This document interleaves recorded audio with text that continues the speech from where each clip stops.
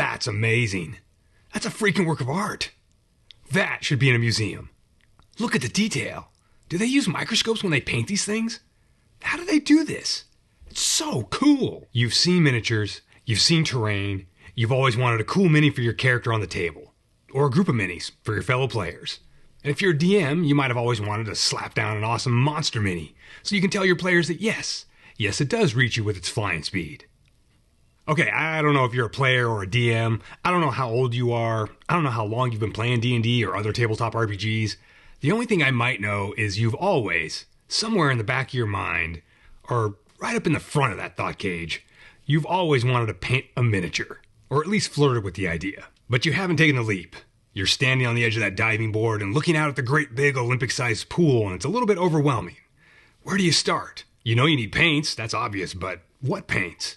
How many paints? What paintbrushes can paint something so small? How do you even see that tiny-ass miniature in your hand? How much money does all this hobby cost anyway? What if you suck at it? You're asking all the questions, and I can promise you one thing and one thing only. I'll have some answers. Let's see if we can get you started on one of the most rewarding journeys a tabletop gamer can take.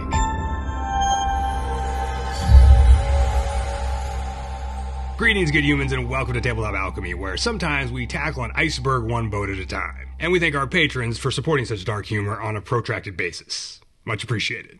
Kind humans. Or should I say, enablers. So, you want to paint a miniature. Or you dream about painting a bunch of miniatures. Or minis. Mini is the technical nomenclature for what used to be called, by my group of nerds, anyway, back in the previous century, figures. As in, leave me alone, I'm painting figures. But you've never painted one. In fact, you may not have ever painted anything in your life. Just like me when I started painting figures. So, let's talk about what exactly one needs in order to paint their first miniature. And how much stuff costs, and give you some options on how to jump into this big old pool. I'm going to go with a plug-and-play, modular sort of package approach to this whole endeavor. Hopefully that'll make things clear and informative and reinforce the idea that these are all just suggestions. And you can make any combination work. I've got 3 tiers plus 1 that I'm going to break everything down in. And already you're like, dude, 3 plus 1? It's already confusing. I get it. You're going to get it in just a second. The tiers are dipping a toe. I think I'm going to like this. And cowabunga. Plus, capital B basics. Which is the tier we're kicking things off with, because this is the fundamental gear you need regardless of whatever else you decide to purchase, beg, borrow, or steal. Tier 0, capital B basics, starts with number 1, a place to paint.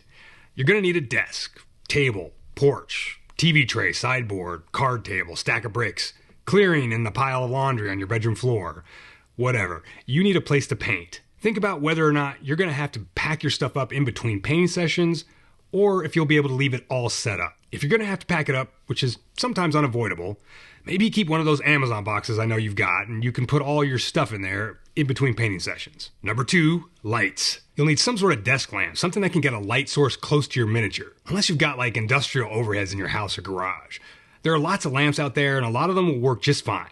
Investing in a cheap extension cord is highly recommended too, just to make things a little easier on you, give you some flexibility. The only real factor you need to try and get is cool or daylight colored bulbs or LEDs. You can paint under tungsten light or warm light, which is typically labeled as 3000 K, which stands for Kelvin, and now we're balancing on the edge of a rabbit hole we're going to refuse to go down. But if you have to, you can paint under warm light.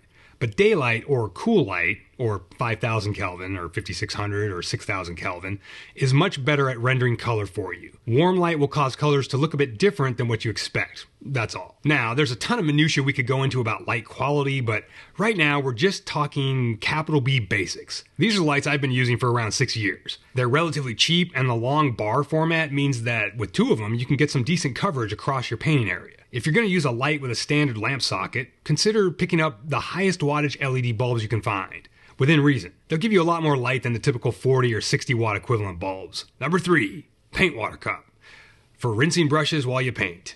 You could fork out some ducats for some dumb thing marketed as an actual paintbrush cup, or you could just be normal and grab a glass or jar out of your kitchen. Just make sure you consider the tip over factor of any vessel you choose. You'll want something with a flat bottom and preferably bottom heavy. I've used plenty of different containers, but the one I currently use has been my favorite. I think it was originally sold as one of those glass vases for home decorators to fill with glass beads or decorative rocks or something. It's square, which adds to the overall stability, and it's relatively heavy too. Really though, you can use anything that'll hold water. Number 4, paper towels. This isn't exactly eco-friendly, but then neither are plastic miniatures and all the packaging they come in, right? Tabletop Alchemy, where we call things what they are. Sometimes. And you're not going to go through paper towels at some kind of crazy rate, you just need them for wiping brushes on. I prefer the type that are perforated into half sheets. This is the perfect size, for me, to fold in half and fold in half again, and you can use all 4 sides as you fill it up with color and water, and it'll fit right next to the next thing in the basics list. Number 5, the paint palette. You don't want to paint right from the paint pot. Or more likely, you'll have a dropper bottle that you'll need somewhere to drop paint onto and thin it with a little water.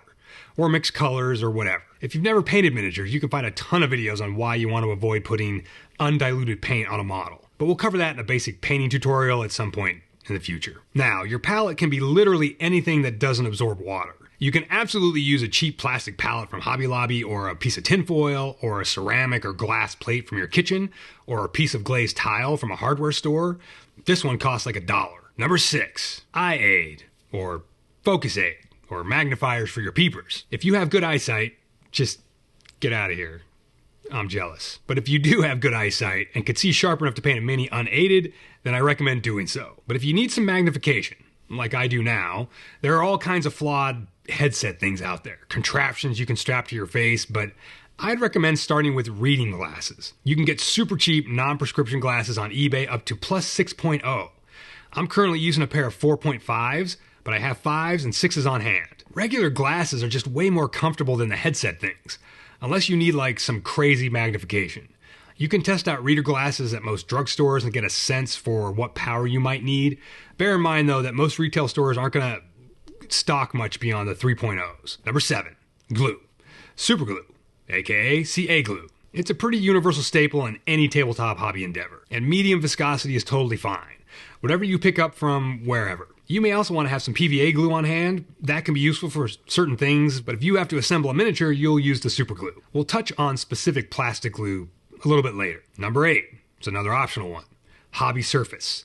You'll want something akin to a desk blotter to work on. Basically, you just want something you can put down to protect whatever surface you're working on. A piece of cardboard, a chunk of foam core from the dollar store, an old wood plank, a piece of craft paper, whatever. I mean, you know what you have. If you're okay with possibly spilling paint on it, then carry on, soldier. A lot of us use cutting mats, which is a nice way to work, but it's not a necessary expenditure.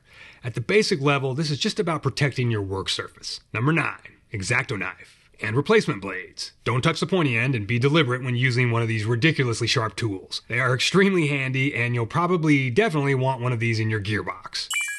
So I think that covers the capital B basics. Now we'll get into some cost plus enthusiasm based tiers. Again, one thing to keep in mind is that all the elements of this breakdown are mix and match. Everything's optional and really just suggestions. I'm just trying to give you an idea on how to begin. Tier 1, dipping a toe. This is for those of you out there either on a super tight budget or uncertain about whether or not you even like the idea of painting a miniature. Or both. First item on the list is, of course, a miniature. I would suggest a plastic miniature from Reaper Minis or a 3D miniature from Etsy. The main reason for this is the likelihood of getting a miniature that doesn't require assembly, other than maybe gluing it to a base. But find a mini you like and take the plunge. There are links to some miniature manufacturers below, but you can also maybe visit a local tabletop game store to find something you can look at in person and take right home and get to work. Item 2, paints. So this is where controversy begins, but we'll put on that +4 armor of opinion and steamroll ahead. This is just a guide from one nut's perspective, remember? Now, from the perspective of having no paints at all, trying to work with a budget and decide what colors to buy is always a challenge. When you're dipping a toe, you don't want to spend too many hard-earned ducats. I get it. So, this is what I suggest. Grab a black, a white, a silver, a dark brown, and then pick 2 or 3 other colors you might want to paint on the figure. They could be crazy colors. Purple, magenta, aquamarine. Just pick a couple colors that you like. Now, what brand of paint should you buy? To be honest, at this tier level, any paint line designed for miniature painting is fine to go with. I wouldn't recommend Games Workshop or Citadel paints, but only because of their retail cost. The actual quality of their paints is pretty decent. A lot of folks recommend the Army Painter brand for budget-conscious painters, but I personally don't like their paints very much, and you can get Vallejo paints for basically the same price. But for affordability, those would be the 2 brands I'd look for first. Now, all these companies are going to have enormous color charts, meaning they've got hundreds of colors. Just pick out a couple colors you like. Both the Army Painter and Vallejo Market box sets, so a basic color set could be the way to go. If you go with Vallejo, I would recommend their new formula game color line, because they have brighter, more saturated types of colors. Perfect for sci-fi and fantasy miniatures. And Army Painter does have a great selection of colors. Item 3, brushes. Here, for the absolute budget-conscious toe dipper, I suggest something like this. If you can drop a couple more bucks, maybe get 2 different sizes of these. The most important thing you want from your brush is a point. And most big box art stores, Michaels, Hobby Lobby, etc., will have 50% off sales on their brushes like every other week. If you're getting cheap brushes, you can get a couple different sizes just to play around with. Side note, it's easy to think that painting tiny details requires a tiny brush, but that's not true. It requires a fine point on whatever brush you're using. Item 4, primer. Now this one has some variations that depend on what material your miniature is made of. If it's metal or resin, you'll need some primer of some kind. But if your miniature is from the Reaper Bones line or is a regular injection molded plastic, that usually means it comes on a sprue. You don't even need primer. Most of us do prime our plastic miniatures, but that's almost more for visual aid and artistic choices than anything technical. Now, most paint brands will sell some kind of small bottle of brushable primer, like this by Vallejo and this by Reaper. You can also buy a can of aerosol primer, what we affectionately refer to as rattle can primer. Army Painter has a bunch of colors to choose from. Or you can get a can of primer from a hardware store. Brands like Krylon or Rust-Oleum are fine. This stuff is totally usable, but if you want to pony up a few extra ducats, you can get a slightly smoother result from one of the hobby brands. Now, you'll only want rattle can primer if you've got an outdoor, well-ventilated space you can spray this stuff in.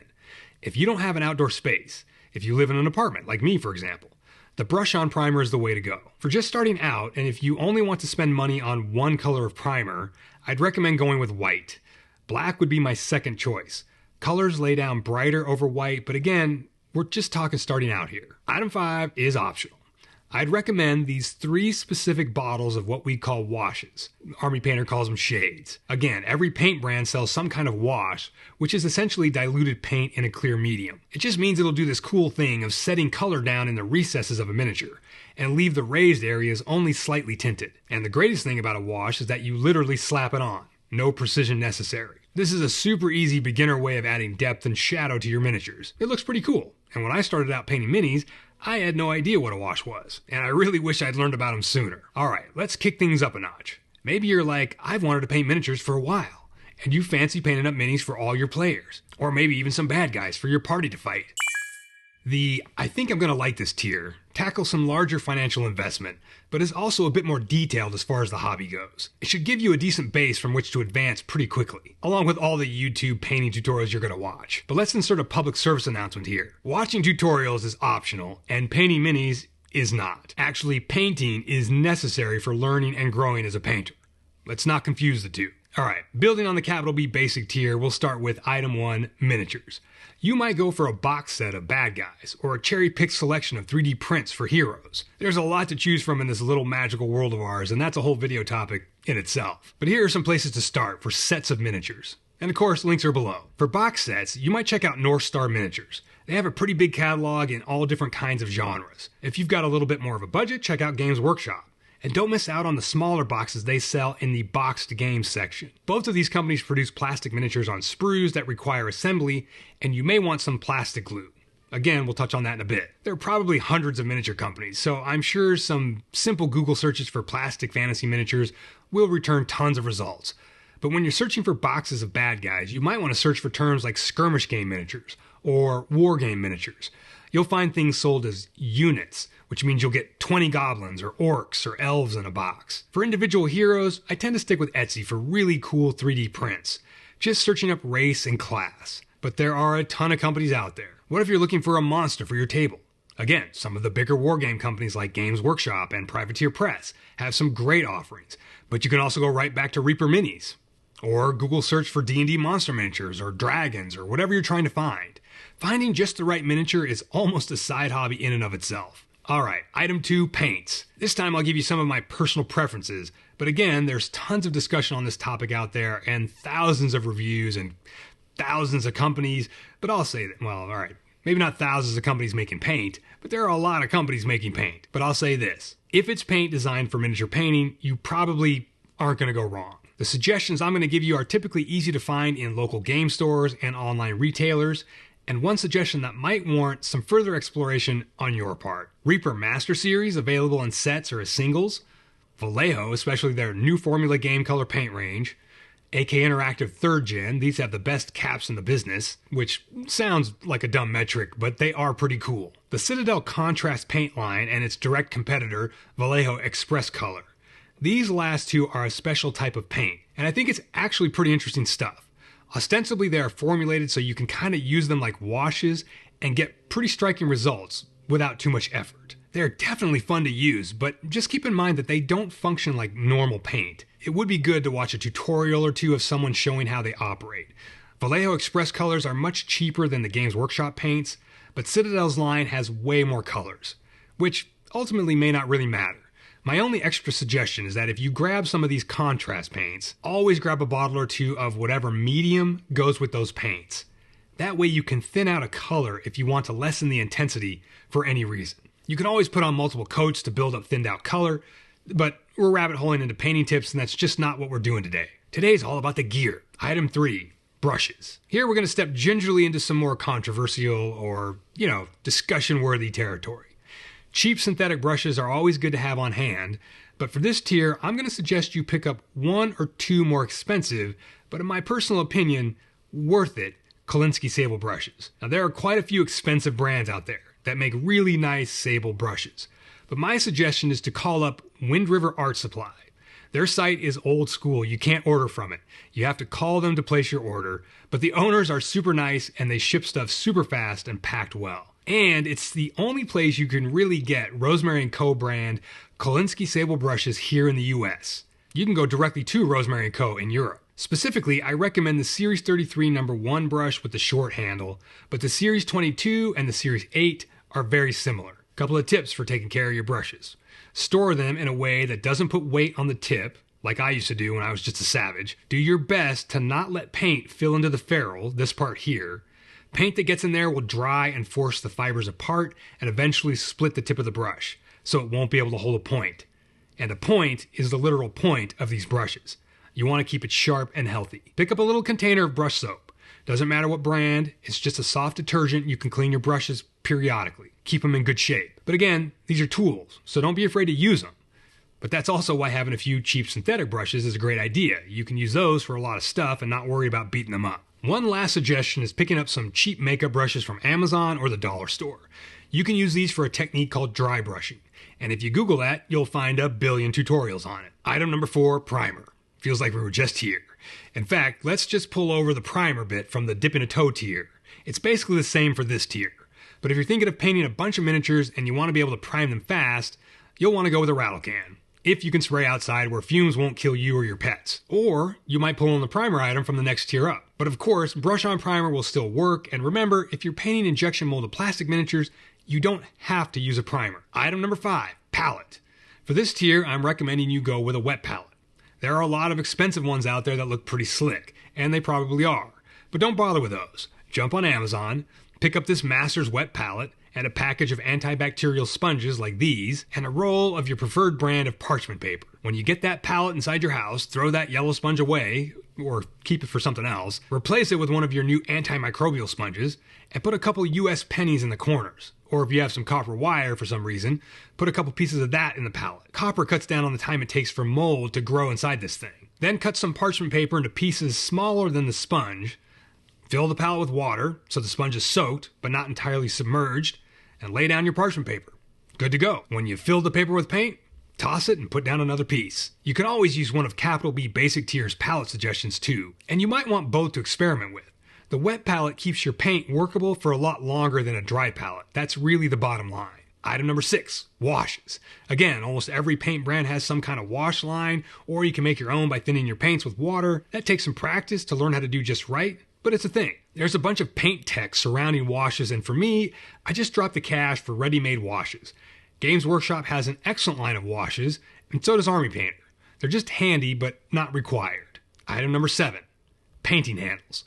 For all tiers, I recommend getting a package of these, and maybe a package of matching lids, and some poster tag. There are several advantages to these versus other types of painting handles. There's quite a few out there. Essentially, you'll want to fix your miniature onto a separate object you can hold while you paint it. The reason I recommend these little cups is they come in 2 sizes. They are super cheap, disposable, but also comfortable to hold. For me anyway, and they are reusable. Unless you melt it with something, you can just keep putting miniatures on them, and you can also, of course, use them as actual containers for things. I end up using them for holding basic material like flock and dirt and sand. Anyway, there are specific products out there called painting handles. Just keep it in mind you want something that won't tip over when you set it down. Item number 8. Clippers and sandpaper. Get a pair of clippers you can use on plastic and then don't use them on anything except plastic. That'll keep them sharp enough for a long time and you won't ding the blades on metal. Clippers make cutting models from sprues much easier than using an X-Acto knife or twisting the parts off with your Dorito-stained fingers. Pick up a cheap pack of 250 or 320 grit sandpaper and tear off a small square when you need some, and you can use this to smooth out the miniature where you cut the sprue off, or these things called mold lines. You don't have to do this, but once you get into the painting, you'll probably wish you had. Item number 9, basing materials. So miniatures typically stand on round or square bases, and you might want to add a little bit of texture or grass or leaves or rocks. You can easily do this with some dirt or sand from your backyard or little sticks or pebbles or clean cat litter even. But there are also tons of companies that sell what's called flock and static grass. You don't need very much of this to start out with, and you can water down some PVA white glue, put it on a base around a miniature's feet, and sprinkle this basing material all over it. Let it dry, and you can even paint over it if you want, or just let it be as is. Decorating the bases of your miniatures really adds a lot to their overall look. Check out the company Woodland Scenics online or in model shops. Army Painter sells flock and basing material, so does AK Interactive and Vallejo. There's a lot of stuff out there, but don't go ham at first. Just pick up a couple of things you think might work, and then after you've worked with some stuff and done some more research, you'll start to see where you can save money from brand to brand, or what items you might actually want to use. Item 10, last but not least, plastic glue. Some people like to use SuperGlue to glue up their plastic models, and that's fine. You'll need SuperGlue for resin and metal miniatures for sure, and you could definitely use it for plastic models. But plastic glue to me is just nicer to use on plastic miniatures. It literally melts the plastic together. This is the brand I use, but there are different brands like everything else. Just stay away from the thick tester stuff that comes in tubes. Their liquid plastic cement is probably fine. This brings us to tier 3, the cowabunga tier. You've got a big appetite for miniatures and you've got a budget to match. Although I think everyone who enjoys mini painting will aspire to this tier over time. Really, this tier is just a single big ticket upgrade, and that's an airbrush and an air compressor. This pair of contraptions is very useful. At the beginning of your mini painting journey, it's useful for priming miniatures, but from there, you can head down the airbrush rabbit hole as far as you want. Airbrushing zenithal highlights with primer is a perfect beginner exercise for starting out, and from there, the sky's the limit. Here's a set I recommend to start out with. Now, I'm not an experienced airbrusher by any means, but because I've got the compressor, I can upgrade to any airbrush I want in the future, and in the meantime, I can practice airbrushing as much as I want with this cheap airbrush. There are smaller, cheaper compressors that don't have a tank like this, but I think it's worth investing the extra ducats to get one with a tank. The tank allows the compressor to run periodically rather than constantly the whole time you're working, which in the long run is much better. Airbrushing acrylic paint is really tame fume-wise, and I'm pretty susceptible to any kind of chemical fumes. But I still wear a simple dust mask when I run the brush. If you're going to spray enamels or lacquers, you'll 100% need either a genuine air scrubber or filter system, but I'd say just don't bother with anything non-acrylic until you're much more familiar with painting in general.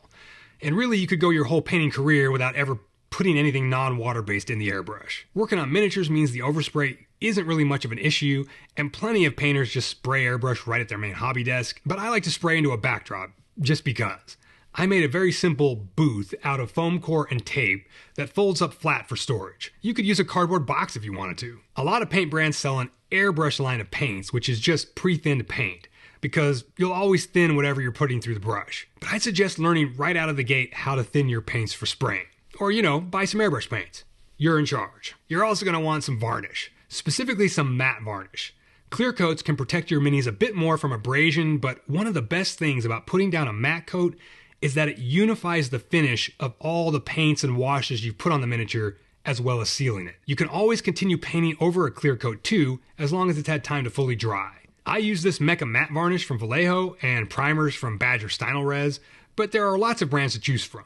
Remember, you'll probably want to thin any varnish or primer you spray as well, so you can get a bottle of airbrush thinner and use it for pretty much everything. There are YouTube channels that discuss how to make your own homemade thinner for much cheaper, so that's an alternative to keep in mind. Side note, I keep some gloss and satin varnish on hand too, just for, whims. You can mix gloss and matte varnish to create your own custom satin varnish if there's a particular look you're going for. Personally, I use gloss only as a finishing effect on certain parts of a miniature. Overall, most folks would agree that a matte finish is really the best looking finish for a miniature or model. I'm 100% sure I've forgotten to mention something in this ludicrously long video, and I'm 100% sure you, as a new miniature painter, are going to have questions. This video is really just intended to give you some clear advice on what materials and gear to collect before you start painting your first miniature. But as I've mentioned multiple times, you should definitely feel free to mix and match and collect stuff as you see fit or as needed. One last piece of advice. When you paint your minis, don't sweat making them perfect or get upset if the first few don't turn out the way you envision. If this is new to you, it's new, and you gotta just try it out. Don't get discouraged. Everything takes practice. And perfection doesn't exist. Here's proof. So, set up your workspace, grab a mini, and just have fun. See ya.